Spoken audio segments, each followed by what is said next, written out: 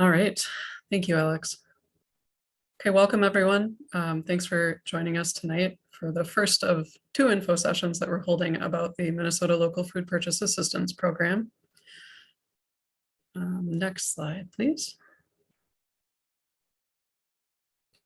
As Alex mentioned briefly a minute or so ago, we do have a lot of information that we wanted to go through related to the request for applications that we released recently. So just want to make sure we can get through that information, then have time for questions afterward as well. But this is kind of our overall agenda. Just again, welcome. Thank you so much for joining. We have a brief privacy notice about the recording. We'll provide some program background and then go through an overview of our request for applications for this program, application and submission instructions, a little bit about the evaluation, and then again, have time for questions at the end. Next slide, please. Okay, so with the privacy notice, just please be aware that we are recording this session and we plan to keep it for approximately 2 months, basically until the close of this grant application period at the end of May.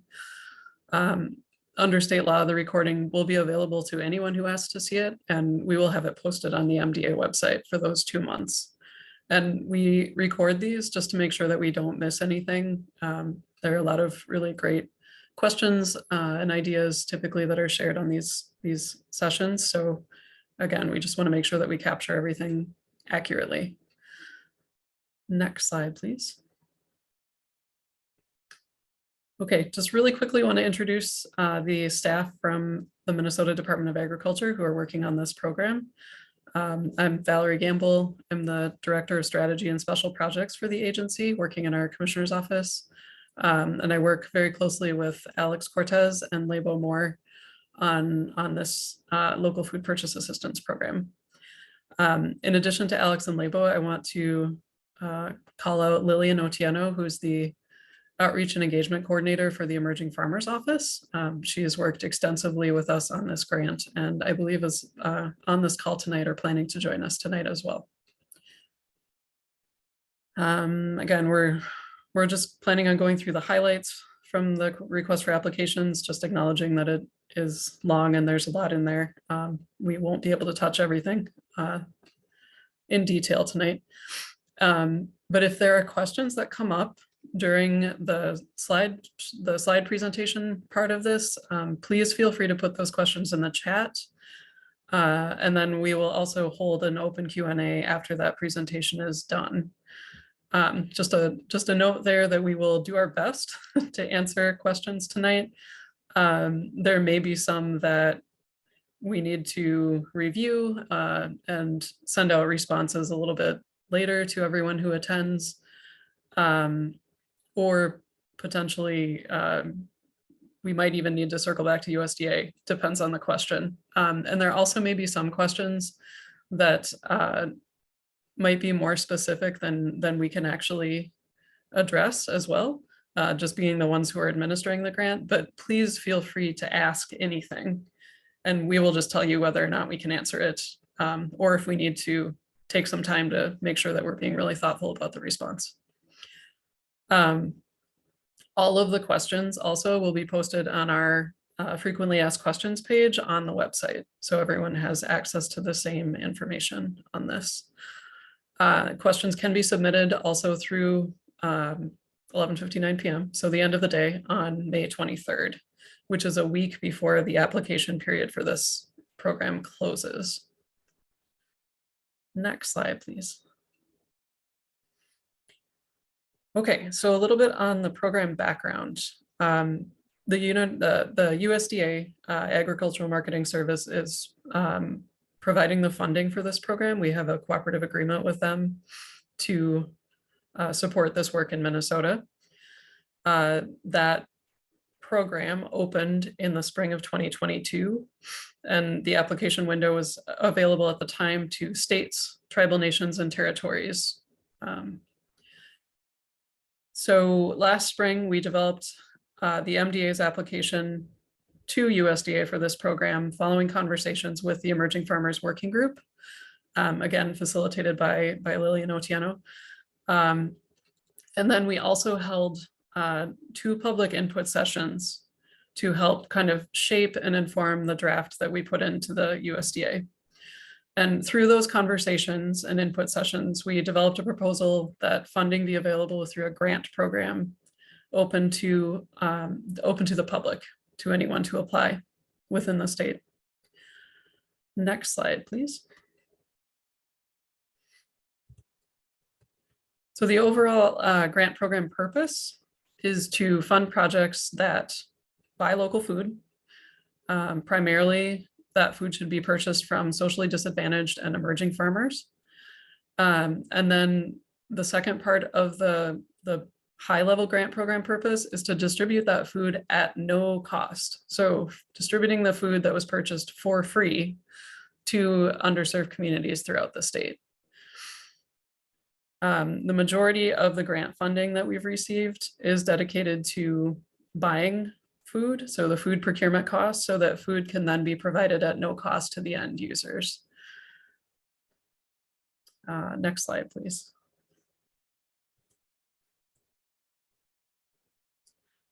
Okay, these are some of the high-level priorities for the grant program. The idea is to buy local food from socially disadvantaged and emerging farmers. So that includes farmers of color, American Indian or Alaskan Native farmers, women, veterans, farmers with disabilities, young farmers, beginning farmers, and LGBTQ+ farmers. Another priority is to look for collaboration within communities around the state and distributing food in the same community where it was grown. So trying to bolster and support local regional food purchasing and distribution.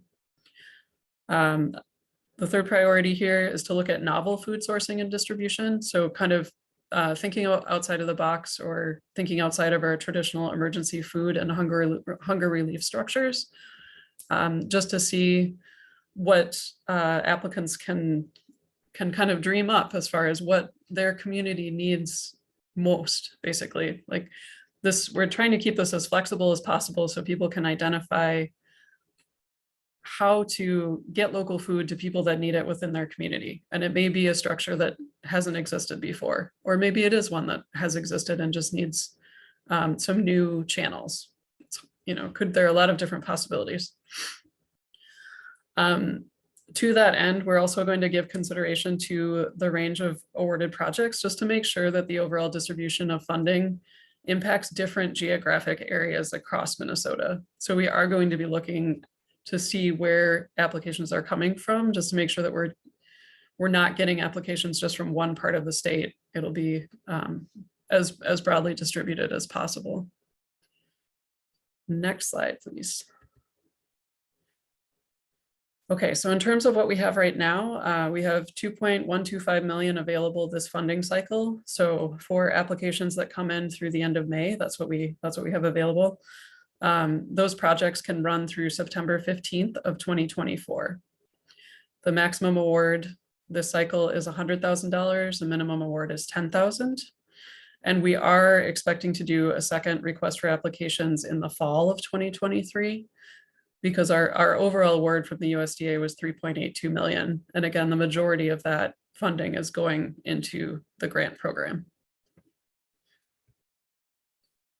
Next slide, please. So just a note, I don't want to make this complicated, but just a note that this spring, late winter, spring, the USDA announced an additional funding opportunity that they're calling LFPA Plus. So we have the opportunity to apply for additional funding for the LFPA program, which we are in the process of doing. And then with applying for additional funds, we have the opportunity to extend the program timeline by 1 year as well, which would push it out to September 15th of 2025. This, as it says here, a little closer to the bottom of the slide, this is all contingent on USDA reviewing our application and actually awarding us additional funds and that extension, but that is what we're asking for. So to that end, we're asking applicants this cycle to say if they're looking for, or if they could use additional funding up to $40,000, please state that on this application. There's a section specifically for LFPA plus. It's not required, but if as an applicant you're interested in that, that's included in this application cycle. One note on the LFPA plus funds, they're coming from a different source federally, so they can really only be used for procurement, storage, and transportation related expenses. So no administration costs can be billed to LFPA plus funds. We have to just keep that separate. And then on the timeline, requests for extension of timelines can be made either now as part of the application or later on for grantees, just depending on the timing of when we hear back from the USDA on our application. We will leave that door open for modifying grant awards as needed if people want that extension down the road. And with the LFPA plus funds, we again, this is all contingent on our hearing back from the USDA. So they may allow for changes such as adding more awardees or potentially increasing the size of awards that people are getting. So there's a lot of there are a number of unknown factors in this space, but we just want people to be aware that this additional funding and additional year is also an opportunity that we're exploring for Minnesota, or pursuing, I should say. Next slide, please. Okay, so overall, the timeline for this program is that questions are due, as I mentioned earlier, by the end of the day on May 23rd, which is a week before the online application system will close. So applications are due May 30th at the end of the day. And you probably will note on this slide that there is another deadline on May 30th at 5 p.m., which will just be any technical assistance that we can apply, that we can provide for the online application system. Technical assistance will be cut off at 5 p.m., but then we'll still allow submissions to come in up until 11:59 p.m. that day. We're estimating that applicants will be notified, and then we can start grant agreement negotiations mid-July. Again, there are some unknown factors in that, but that's what we're hoping for. And then the final contract end date as of right now is September 15th of 2024. In terms of eligibility, it's pretty broad. We tried to keep this again as broad and flexible as possible. So individuals, including farmers, nonprofit organizations, for-profit businesses, tribal nations, government entities, ag cooperatives, economic development organizations, educational institutions, and representatives of a community collaboration all are eligible to apply for this program. The ineligible list is a little shorter. MDA employees are not eligible. Spouses of MDA employees are not eligible. And neither are individual applicants who have been convicted of a state or federal offense. There are a few specific requirements for the applicant actually filling out the application and submitting it. The legal business entity must be located in Minnesota, and that applicant must have a unique entity ID from the federal system for award management. As the note says, that system is really just validating that your legal business name and address, either as an organization or an individual, and it's required on federal grants to receive payments of federal funds, basically. And then the last requirement is to be in good standing with the state of Minnesota. And you'll see throughout this presentation that there are notes on here as far as what page of the request for applications to reference. So page 7 has more detail about eligibility. Next slide, please. Okay, we are requiring that the lead applicant must work with at least one other partner. So we're differentiating between partners and collaborators on this slide and also in the RFA. So a partner demonstrates close cooperation in the management of the project, So partners do joint decision-making and are really responsible for project oversight and management together. Partnership can include, but definitely is not limited to, a fiscal sponsorship arrangement where you have one partner handling the payments, payment processing, that aspect, and then maybe the other partner is handling more actual food, physical movement of food from sources to distribution locations or something like that. The lead applicant in this program takes responsibility for the grant contract. So we just need one organization to sign on to a grant contract, and then that lead applicant would also have the responsibility for the reporting requirements. All partners on the application must submit a letter of support. And we would be looking for an additional letter of support from a socially disadvantaged or emerging farmer if socially disadvantaged and emerging farmer is not already represented among the project partners. Projects have the opportunity to also work with collaborators, and collaborators are those who don't have direct oversight or management of the project, are not directly involved in decision-making, but do help carry out the project with the lead applicant. Val, I'm sorry, I'm just going to point out a typo on this slide. And so this should say that are not involved in managing the project. So collaborators help to carry out the project, but are not involved in managing the project. Thanks. Yes, thank you. Appreciate it.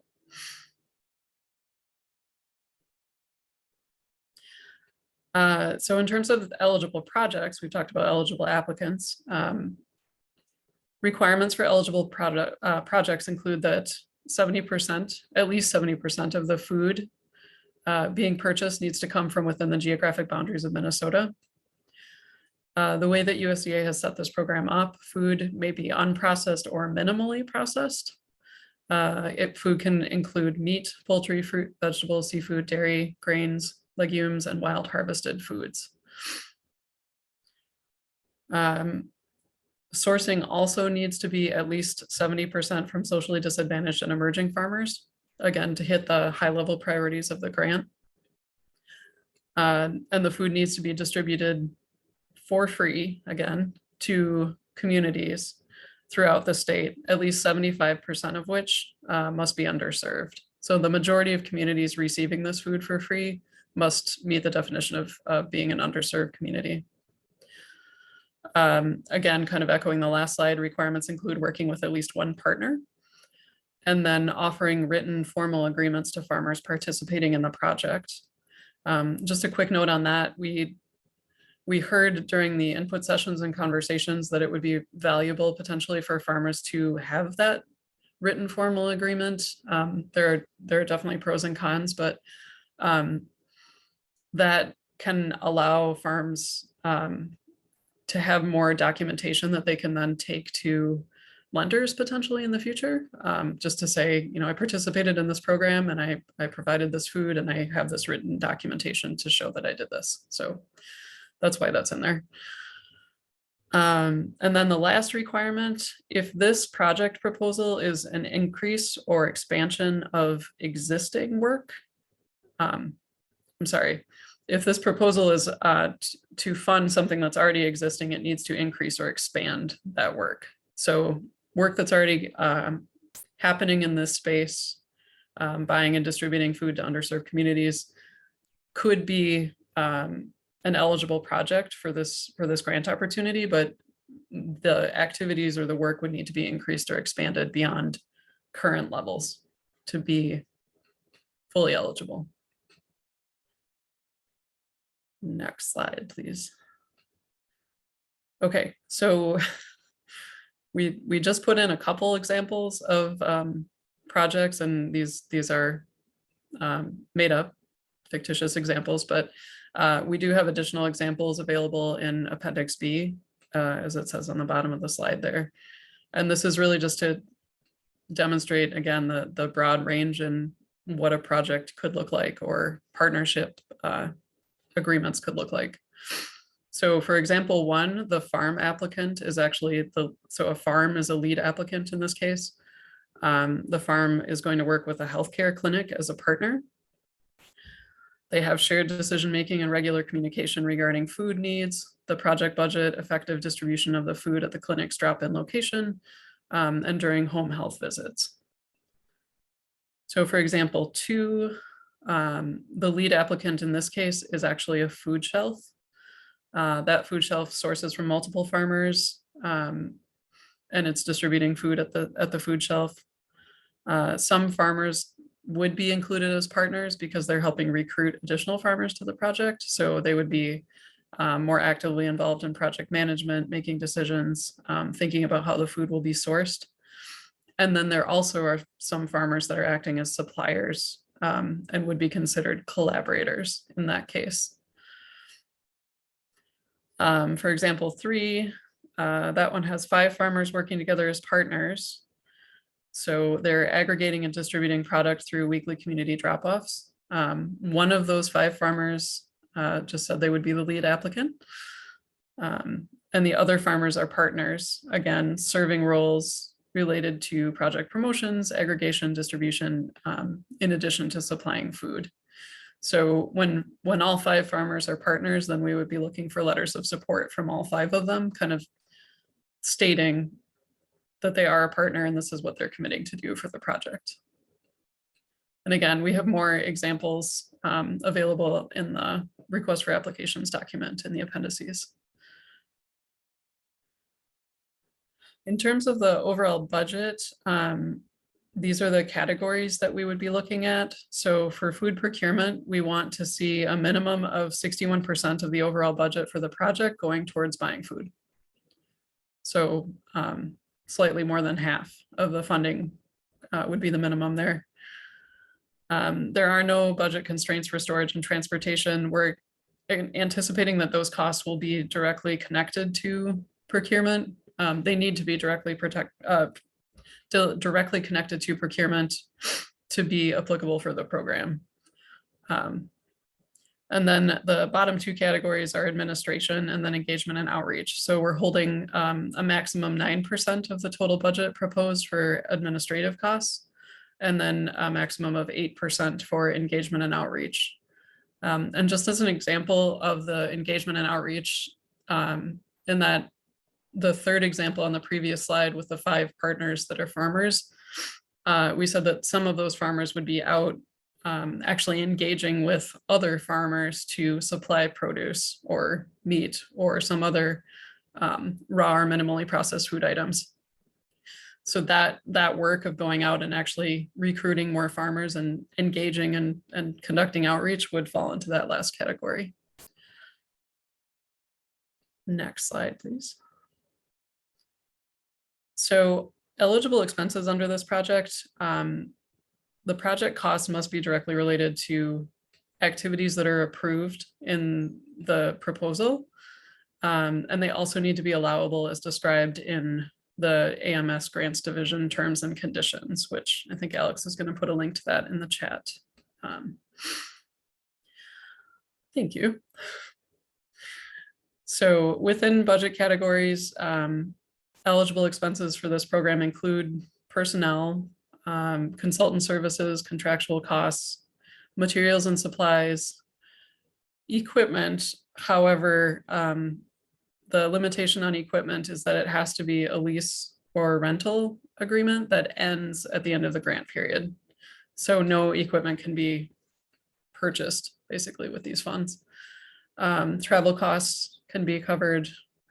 And then we kind of set up an other category for, if you have meetings, communications, publications, expenses. Next slide. For ineligible expenses, anything related to production cost unfortunately cannot be covered by this grant. So food safety certifications, food safety training cannot be covered with LFPA funds. Purchasing seed, purchasing trees, any other input to go into the growing season cannot be covered with LFPA funds either. Crop insurance, general purpose training. Live animals cannot be purchased with this funding. So with the meat and poultry, it's expected that that has already gone through a slaughter facility and under inspection. Food cannot be distributed through schools as part of the National School Lunch Program.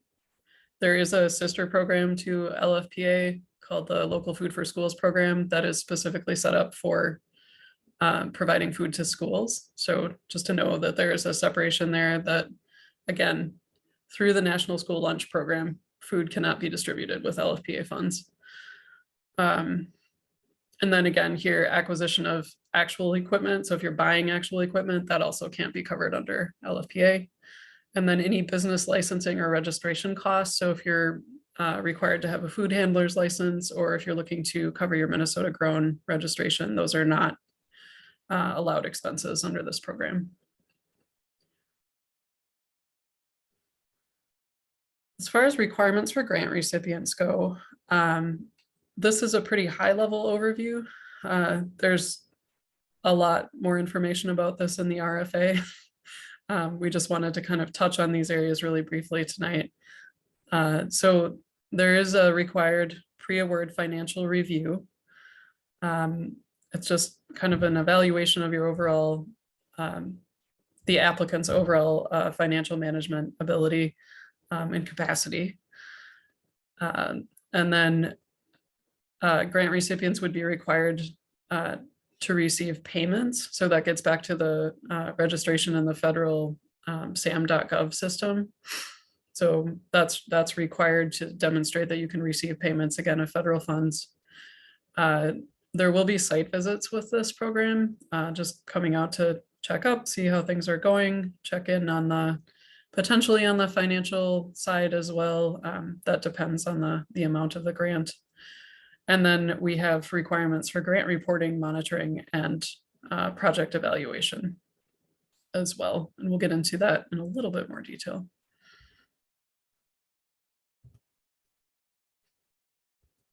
Okay, so we did create what we're calling a connection directory. So if you're looking for project partners and collaborators, we have on our MDA website an online directory form that you can fill out. And the link is in the chat. And the responses are publicly viewable, automatically updated as people fill out the forms. And then if there are ever any issues with how it's being viewed, we've gotten a message or two saying that information was cut off. Please do reach out to us right away and we can adjust that online. So the connection directory is there. If people would like to use it, we are seeing some responses coming in already, which is great. There are farmers who are looking for other folks to partner with, and some nonprofits or other organizations also looking for farmers to supply product. So please do use that. That was something that came out of our input sessions that people requested and said would be really helpful, just to try and make connections, especially in their area, for that buying local and then distributing local focus of the grant. All right. So in terms of completing the application and submission, again, applications are due by the end of May 30th. The preference is to receive the application online through the grant portal. We can make paper copies available right by request, though. Please feel free to reach out to Alex Labo or myself, or we have an LFPA email address as well that will show up at the end here, or we have an LFPA phone number as well. Instructions and technical assistance for that online application system we can provide through 5 p.m. that day. And then just a few things to know about the online application system. It does allow you to save and come back to your application later, so you don't have to do it all at once, which is nice. The character limits are automatically enforced. So it's something that the system will just do for you. And the character limits, just a note, they do include spaces. And once you have submitted the application, you will receive an automatic confirmation email from MDA/the online system saying that it's been received. So just a kind of a high level, this is what the application is looking for. Contact information for the lead applicant, confirmation of eligibility, a project overview. So what you're planning to do, just a description of that, who you're planning to partner with, what their roles will be, and then uploading those letters of support. And then also a project narrative. And there are questions within that project narrative section about relationships. So again, focusing on community, building and sharing of power, long-term sustainability, kind of how that all will be addressed by the way that your project is structured. And then we also have some questions, one question about food waste prevention, and then another question about food safety. And then we have outcomes. So there are metrics that we are looking for regarding impacted farm businesses and communities that will receive the food. And then we're looking for a project plan, which would include just a timeline of milestones or goals for your project, and then your budget. And then, as I mentioned earlier, the LFPA plus funds request is an optional section on the application, but it is included in this application. And we do have templates available for many of the work plan timeline, the budget, many of these sections as well. I was getting ahead of myself. We have application tools that we put together. So we have optional templates, I should say. They're not required. We just included some optional templates for letters of support. That's in Appendix C. And there's a Google Doc version available. We can share a link to that. We have an optional template for the work plan. And then again, optional templates for the budget. And we have that actually in two formats. One is Google Doc, and then we have an Excel version as well of the budget template. One thing to note with this, if you're not using these templates, again, that's completely fine. We just ask that all submitted work plans and budgets that do use other formatting have the elements that we've included in the templates. So we need the information that we put in the templates, but again, doesn't have to come in the format that we've provided.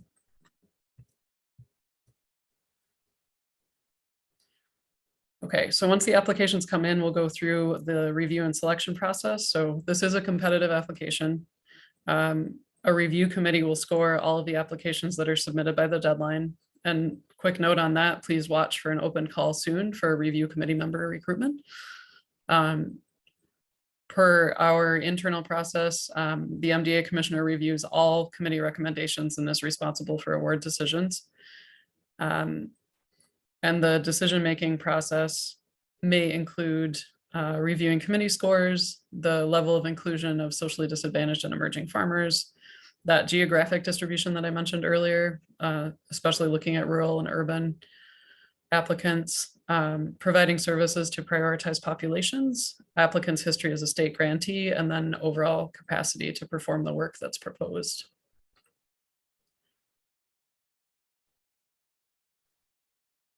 So just want to quickly run through the evaluation criteria, and all of this again is in the request for applications with more detail, but there are 3 factors that we're evaluating on a presence absence basis. So these are required to be there, basically. As mentioned before, a letter of support from each project partner is required. And if no project partners are socially disadvantaged or emerging farmers, an additional letter of support from a socially disadvantaged and emerging farmer would be required. And then if funding is intended to expand or increase existing programs, I'm sorry, I keep saying that backwards. It's the requirement is that if you have existing work, the funding has to expand or increase that work. It can't just fund work at the same level that it's being completed today. And then, so again, those are presence, absence, either yes, no for those 3 items. And then we have a numerical scoring system for the remaining components, which are relationships, outcomes, food waste prevention, food safety, the work plan timeline, and the budget.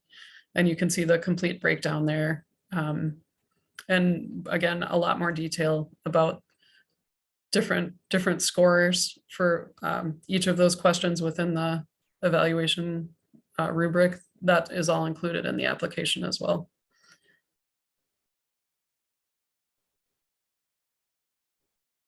So here's just an example.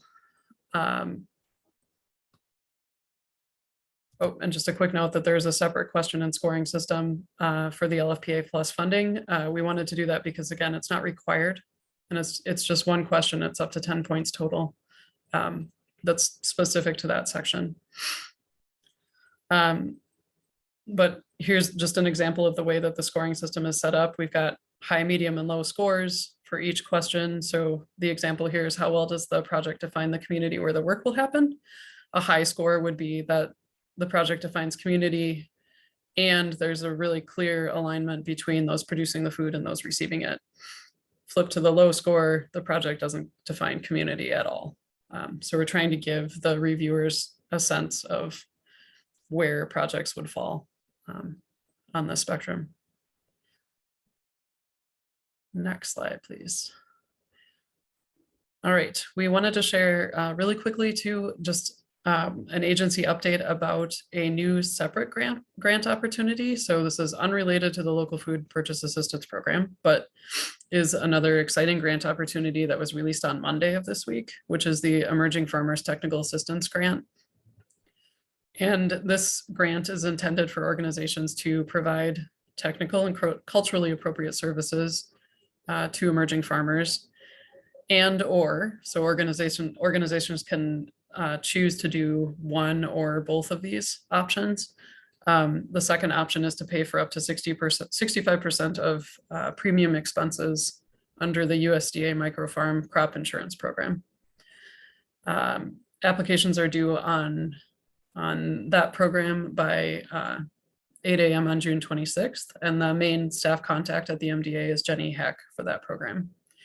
And I believe Alex just shared the link to that as well.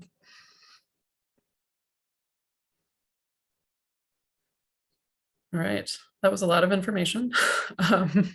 And again, quite a bit more is available on the request for applications itself. But if you do have questions that you'd like to ask tonight, please put your name or question in the chat and we can go from there.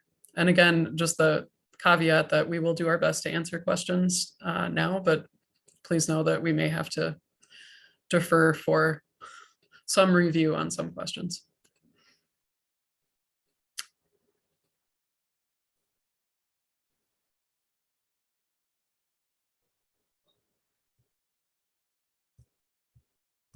All right.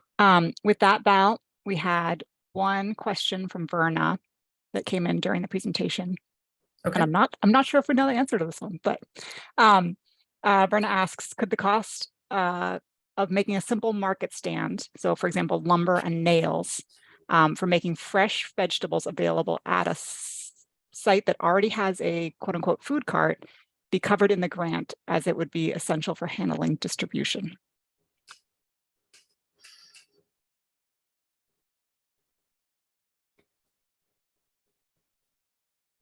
Yeah, I'm not sure that we do know the answer to that. I think that would be one we'd probably need to bounce through USDA potentially, but we can definitely do that and then circle back and make sure it's on our FAQ. Verna, is there anything else that you want to share either in the chat about the food cart? I mean, just is it building the, so it's not building the food cart, but it's an no, the food cart.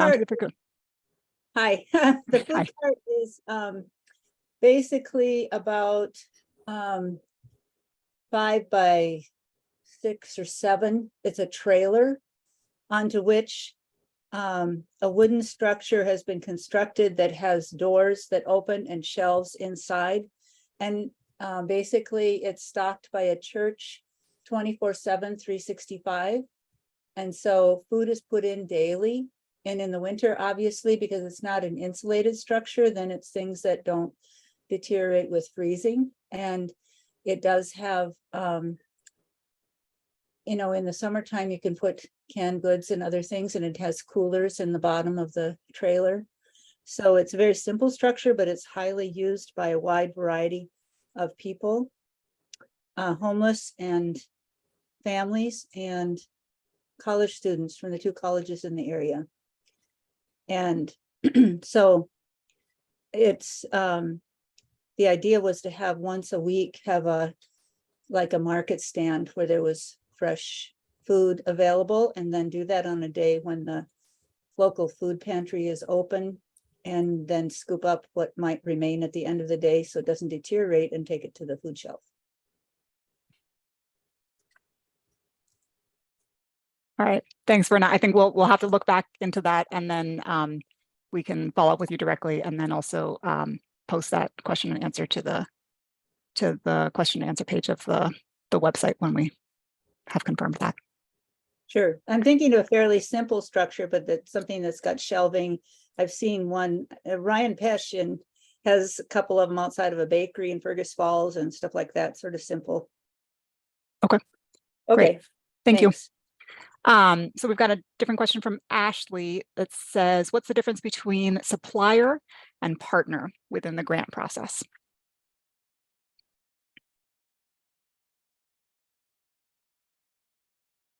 I can take that one.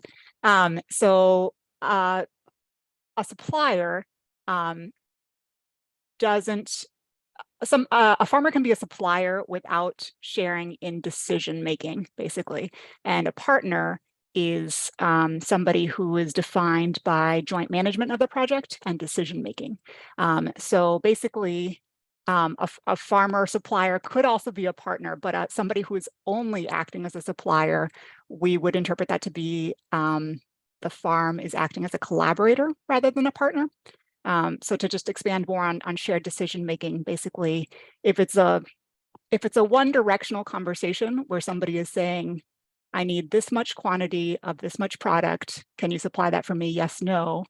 That would be a conversation with a supplier / collaborator, as opposed to a conversation with a partner, in which it would be kind of a mutual conversation about availability, products, sourcing, distribution, and basically how that interaction is most mutually beneficial for both partners, if that makes sense, or if Val and Leba want to add on to any of that.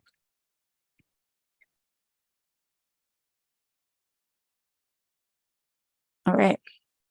Ashley, if that didn't clarify, let us know. But basically, a farmer could be a partner or a collaborator, depending on the role and relationship. Question from Sarah, and then also seems to be the same question as Chris's question. Can organizations apply more than once with multiple partners, or can they be partners with more than one? And so the answer for that would be yes, somebody can, a partner or a person or organization can be part of more than one application, but can only be the lead on one. And just one thing to note, if that's happening, is that the proposal should be unique and just basically not be duplicative in purpose, or be the same proposal with rotating leads to the project. Let's see. Is a UEI, next question from Anne, is a UEI required from all partners and collaborators, or just the partner receiving funds directly from you? A UEI would be required from the lead applicant, for sure. A UEI would also, and UEI meaning unique, I'm going to blank on the acronym. Unique Entity ID. There we go. Thank you. Yeah. Unique Entity ID. A UEI would be required from the lead applicant, and that's required as part of the application process. This could happen at a later point in time, but if the lead applicant will be distributing funds to partners or to people that they are working with as partners, those partners would also need a UEI in order to receive funding, federal funding, basically, that is passed down through the subrecipient of the award. Can you say that one more time, Alex? So for the purposes of the application, the lead applicant needs to have a UEI in place at the time that they apply. If that applicant is awarded funding, the people that they are working with as partners will also need to register for a UEI if they are receiving funding as a partner, basically.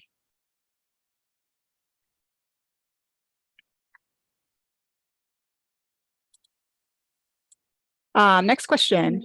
Oh, Alex, there's a follow-up about UEIs in the Yeah. chat. Is it different than a federal tax ID? Is it different than a federal tax ID? Yes, it is different than a federal tax ID. And I don't have the link handy right now, but there is a link in the request for applications about how to get a UEI. And then there's a link available from the feds also to a video that provides more information about the process. But yes. And then there's a comment that says your online list of people interested seems only accessible to people in the know. Any other way to reach out to these emerging farmers that you know of? So I guess that would be, I guess I'm not entirely clear if that's a question about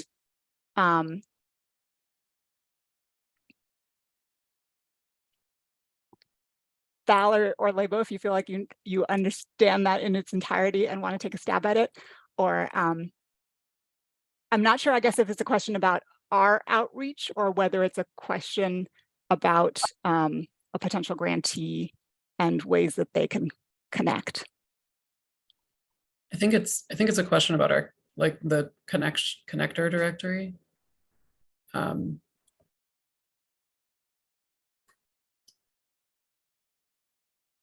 But yeah, I don't know that I have.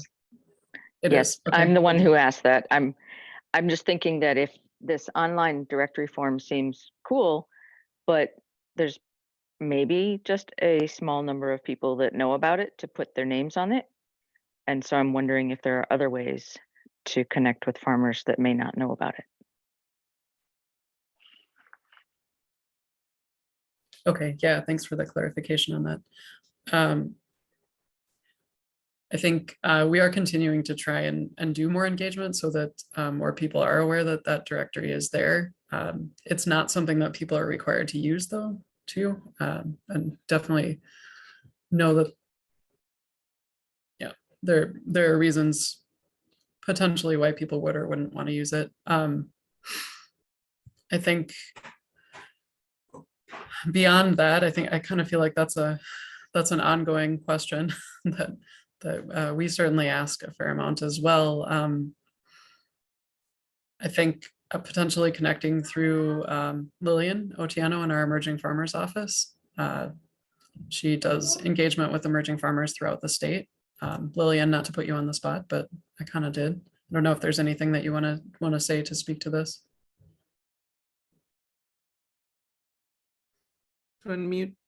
I was trying to unmute myself. Thank you, Melissa, for that question. And I think I really appreciate that question because a lot of the work we do, or a lot of these grants, or the work that we're doing currently, and not just MDA, there's always those questions of equity. And I'm happy you brought that up, because we're going to have to figure out a way to perhaps get that information out, or have folks who are interested in participating in that list have an opportunity to participate. But like Val said, it's not a requirement. And sometimes we've had folks who are kind of queasy about putting their information there for various reasons. But nevertheless, I think we can still try and use other channels to make sure folks clearly understand that that list is available and what maybe the benefits might be. So I think we can try and move that along. I don't know if that answers your question, but I think it's a challenge that we continue to face in terms of how do we make sure that folks do understand the purpose of that information and participate if they so wish to do so.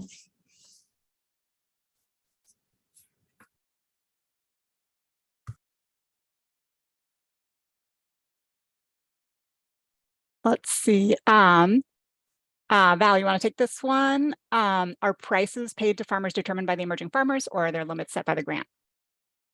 Sure. Yeah, I just want to say thank you too to Lillian for jumping in. So there are no limits on prices set by the grant.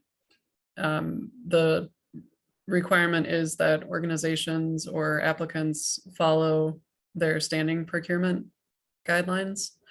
And then there's a lot more detail, and we can provide links to the legal language on this, but there's a lot more detail about federal requirements for procurement that have to be followed, again, because this is a federal funding source and a federal program. But short answer is no, there are no limits set by the grant program itself on prices. I can answer the next one too if you want. So I think I can see all of it. I can just read it out loud. Do Amish/plain growers qualify as socially disadvantaged for the purposes of the grant? Great, thank you. Yes. Yep. So Amish and plain growers qualify as socially disadvantaged and or emerging for the purposes of this grant program. First Nations Kitchen is a barrier-free, organic, and indigenous meal program and food bank, and is an outreach of a church. Are we able to apply? And then there's a follow-up that says, as a church outreach. And so I think the question is whether church programs in general or churches are eligible. To which we'll say yes. But if that doesn't answer the question or doesn't address what your potential concern is, then please let us know. I have seen some questions on this one, Alex, and I'm going to unmute and just, if that's okay. I think that the question there is, can it have, correct me if I'm wrong, Richie, but are you wondering about cooked meals on that particular one? Or as the food bank itself? Because I've No, had people ask me about cooked meals, so I'm going to throw that in there. no, but you're making me curious.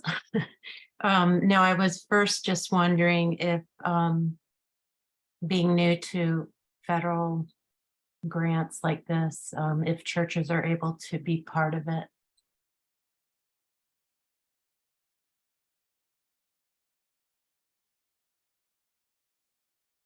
My cooked All right. meal question is later if you want to hit it later though. Yeah. Okay. I will, we can just tackle that now. Cooked meals. Yes, the food that is like the cooked meal, the full cost of the cooked meal is not necessarily is not an eligible LFPA cost because of the fact that that's a fully processed food, and LFPA eligible items must be raw or minimally processed. But the cost of the ingredients can be put towards the meal, or yes.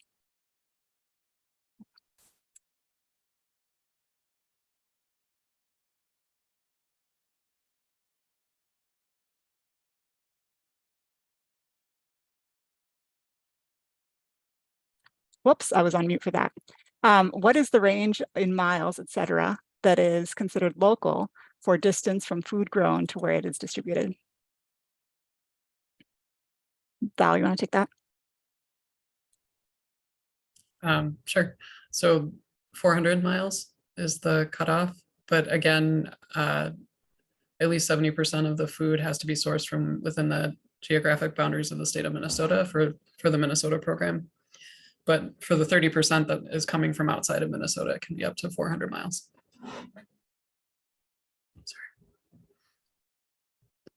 Are food products going directly from farmer to consumer considered donations or direct to consumer sales from a regulatory perspective? For example, would chickens have to be processed in a licensed, inspected facility, or could they fall under the farm processing exemption if the farmer provides them directly to the consumer?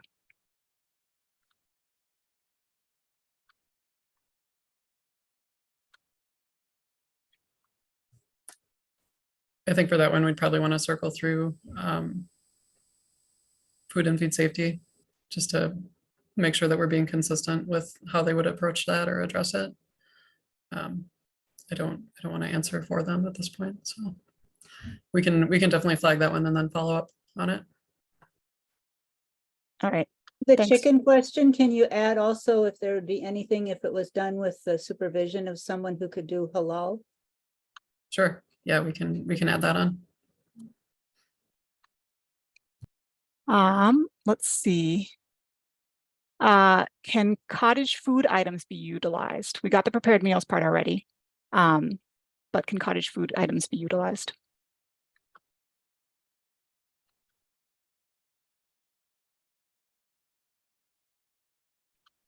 Val, you want to take that one? Sorry, I was making a note about the chicken question. So cottage food has very specific limitations about where it can go. I'm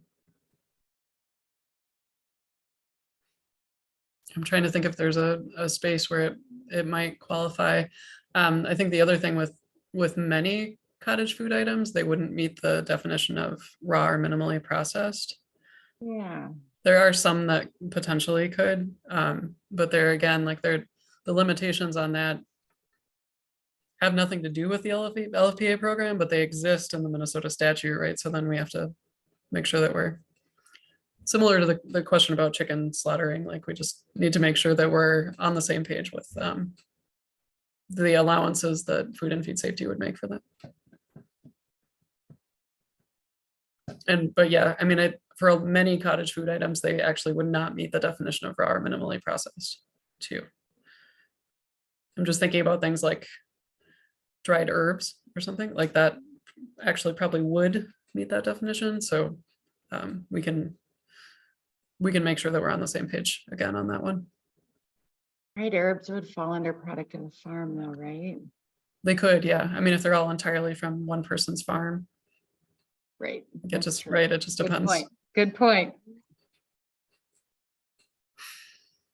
Depends. Can you shed more light on underserved populations, and is that determined by income eligibility? So no is the answer to it is not determined by income eligibility. The full definition of underserved communities, along with other definitions relevant to the grant, are on page 10 of the request for applications. But in that particular case, it's referring to populations sharing a particular characteristic, as well as geographic communities that have been systemically denied a full opportunity to participate in aspects of economic, social, and civic life.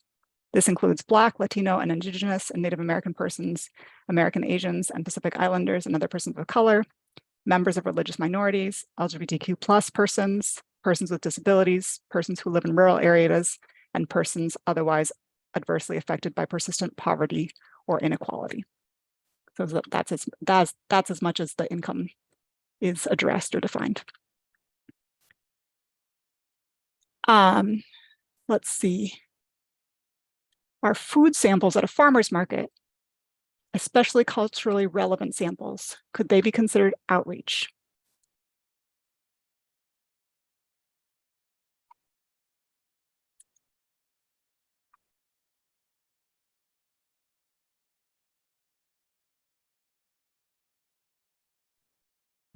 I'm trying to think. I mean, the outreach that can be funded under this program has to be directly connected to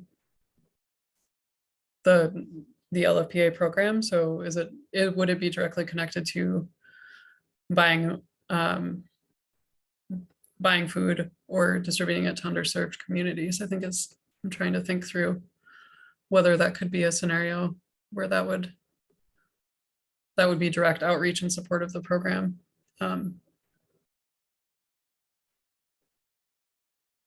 We might need to think about that one a little bit more. If there's more, Chris, if there's more information that you would want to kind of build that out with, that could be really helpful to kind of seeing a specific example potentially. Can 2 farmers markets apply together, or do you need an organization receiving the food as well?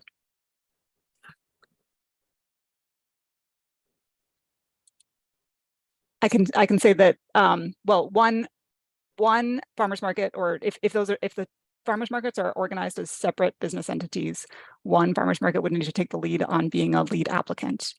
As far as an organization receiving the food, it doesn't necessarily need to be a separate organization that's receiving the food, but I guess what would the farmers markets plan to do with the food would be the question. And so if the farmers markets have their own plan for distribution, then that would suffice. But they can't just purchase the food and not do anything with it. Would a food shelf partnering with an organization like the Good Acre, which sources from many local farmers of color, work for this program? Yes. Frozen vegetables with nothing added. That would be considered minimally processed. Yes, that would be eligible, an eligible expense for the purposes of this grant. It sounds like I missed a question. When filling out the application, do we need to state which farmers we will be supporting?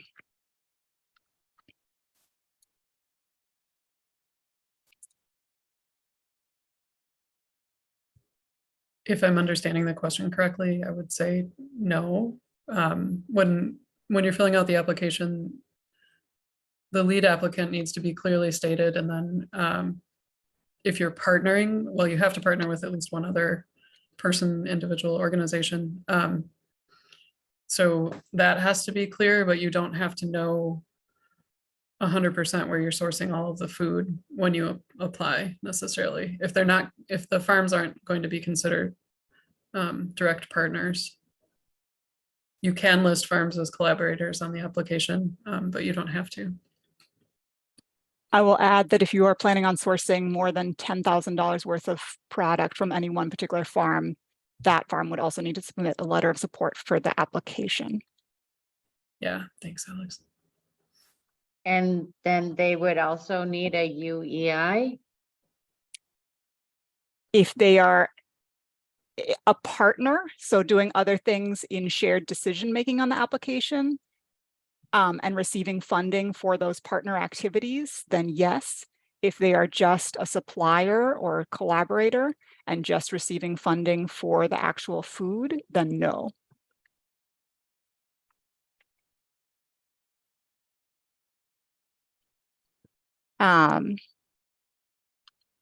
Let's see, for the expanding requirement, would that mean purchasing from more farmers in the previous year? Or could it mean purchasing more from each farmer in a smaller group of farmers?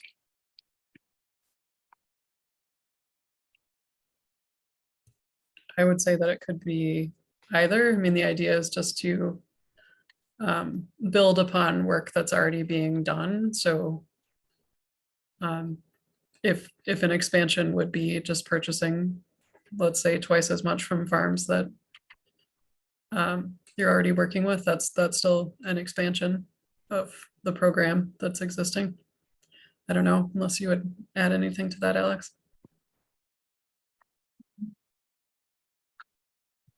I think we're very close to the end. We're a couple minutes over, but I think we could actually get through this. Can a local grower partner with an organization who prepares food for underserved communities? So going back to kind of the prepared meals question, I think that we had earlier, a grower could provide food to an organization that prepares food for underserved communities. That food, even though I said that includes ingredients that aren't purchased with LFPA, still has to be distributed to the end user at no cost. But the LFPA portion of the funding can only be used to cover the cost of the raw or the minimally processed ingredients.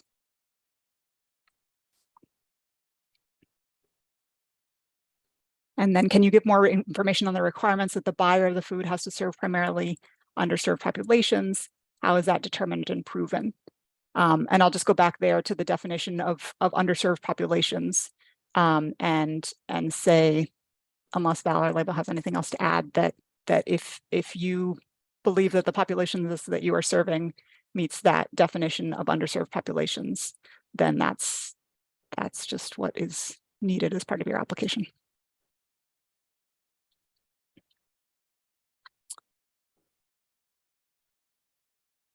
And then last question. And then I think we'll stop there. If there are other questions, we're happy to take those through May 23rd, but we'll stop there for tonight for the question of, can time and travel be allocated to outreach?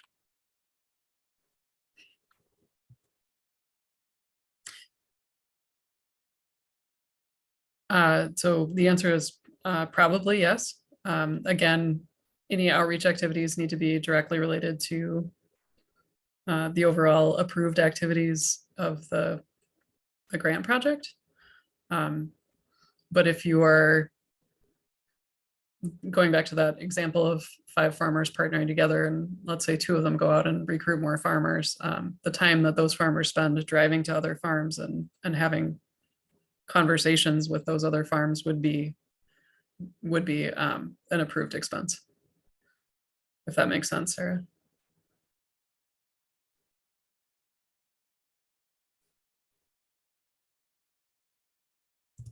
Yes, thank you. Okay. They were Thanks. submitting, a whole bunch of people were submitting questions to me to put in there. So I was the one that had to pick at you, sorry.